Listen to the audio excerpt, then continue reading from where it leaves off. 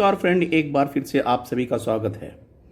Friends, IDBI bank जो अभी जल्दी ही उसका स्टेट गवर्नमेंट बेचने वाली है, आईडीबीआई बैंक ने डिसाइड किया है कि प्रपोज किया है कि उनके एमडी और सीईओ का मिस्टर राकेश शर्मा का सैलरी 10 फोल्ड्स हाइक हो जाए और इसके लिए उन्होंने शेयर होल्डरों से इसके बारे में जानकारी दी है और उनका अनुमति चाहा है। IDBI bank proposes 10-fold hike in MD and CEO salary awaits shareholders approval from present 2.60 per month to 20 lakh per month। ऐसा माना जा रहा है कि मिस्टर राकेश शर्मा जो आईडीबीआई के जो एमडी एंड सीईओ हैं, उन्होंने बैंक को पीसीए से निकालने के लिए बहुत ही अच्छा काम किया है और इसलिए बैंक ने प्रपोज किया है शेयर होल्डर के अप्रूवल के लिए। लेकिन इन द मीन टाइम एक बात और है, medical insurance facility of ordinary employees of this bank are being adversely curtailed। Thousands of the contract employees working in the bank for years together continue to be exploited and denied their legal entitlements।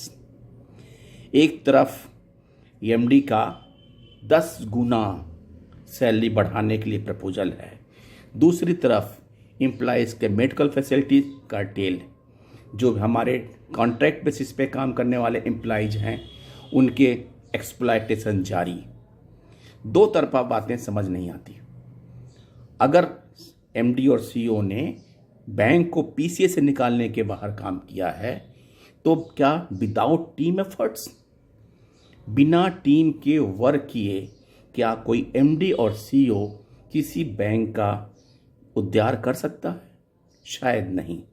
लेकिन वो teammates are not entitled for the medical facility, not entitlement for the permanent job, but MD and CEO की salary 10 times बढ़ाने के लिए demand की जा रही है। आपको बता दूं कि ये private lender IDBI bank has propose to nearly 10-fold take hike in salary of Rakesh Sharma who had been instrumental in bringing the bank out of the RBI's PCA framework। The bank has sought the approval of its shareholders through a postal ballot which started on April 6 and will end on 5th May to pass the ordinary resolution among others। ठीक है, आप उनकी ज़रूर मदद करिए, लेकिन उन निरीह स्टाफों का भी ज़रूर मदद करिए, उनके जो जस्ट फैसिलिटी प्रोवाइड कर सकते हैं वो भी प्रोवाइड करिए। इसके अलावा एक और मैसेज बैंकर्स के लिए एक आफत, पॉजिटिव पे सिस्टम। आरबीआई ने पॉजिटिव पे सिस्टम इम्प्लीमेंट कर दिया। PPS bill be made mandatory for cheque of value ₹5 lakhs positive payment system and above with effect from 1st January 2022।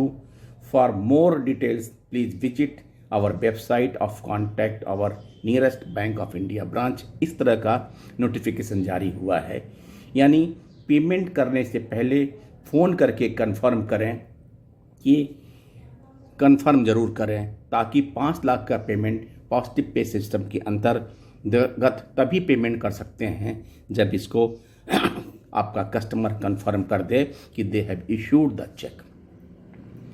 Bankers के पास ये प्रॉब्लम आई और इसी के में कोर्ट ने एक आदेश भी दिया, पर्याप्त राशि जमा होने के बावजूद चेक लौटाना अनुचित, हर्जाना राशि दोषी कर्मचारियों से वसूल किया जाए। उपभोक्ता के खाते में पर्याप्त राशि जमा होने के बावजूद फोन पर सत्यापन नहीं होने के आधार पर चेक 2 बार भुगतान नहीं करने के मामले में जिला भोक्ता संरक्षण आयोग ने बैंक पर 50,000 का जुर्माना लगाया। कमला नेहरू निवासी रमेश भंसाली ने कोर्ट में प्रतापनगर स्थित बैंक ऑफ इंडिया के विरुद्ध परिवाद प्रस्तुत कर बताया कि बैंक ने बचत खाता से भुगतान के लिए 7.5 लाख रुपए की राशि का चेक अपने परिचित को दिया था। भुगतान के लिए क्लियरिंग के माध्यम से प्रस्तुत करने पर खाते में पर्याप्त बैलेंस होने के बावजूद भी भुगतान से इनकार कर इसको रिफंड कर दिया गया, रिटर्न कर दिया गया। बैंक का कहना था कि परिवादी का मोबाइल नंबर बार बार व्यस्त रहने से संपर्क नहीं होने से चेक का वेरिफिकेशन नहीं हो पाया। आयोग ने दोषी कर्मचारियों की सैलरी से पैसा काटने का आदेश दिया है। अब positive pay system is the instruction of RBI.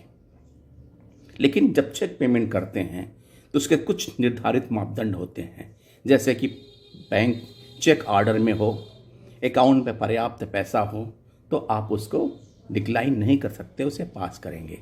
लेकिन अब पॉजिटिव पे सिस्टम में अगर हम 5 लाख के पेमेंट करते हैं जब तक एक वो कस्टमर कंफर्म नहीं करता है तब तक हम पे नहीं कर सकते हैं।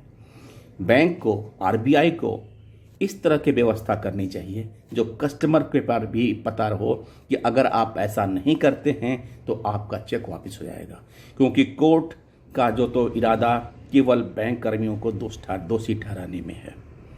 और फ्रेंड्स, चलते चलते एक बात और कि अगर पेंशन अपडेशन रिटायर्ड एम्प्लॉइज का बैंकर्स के पेंशन अपडेशन नहीं होता और नहीं हुआ पिछले 28 साल से, उसका सबसे बड़ा जो दुरुपयोग हो रहा है, जिसके कारण हमारे pension anomaly in bank GM retired in 1997 getting less pension than a sub-staff retired in 2017 thanks to non-updation of the basic pension due to corrupt game called BPS between IBA and EOPU।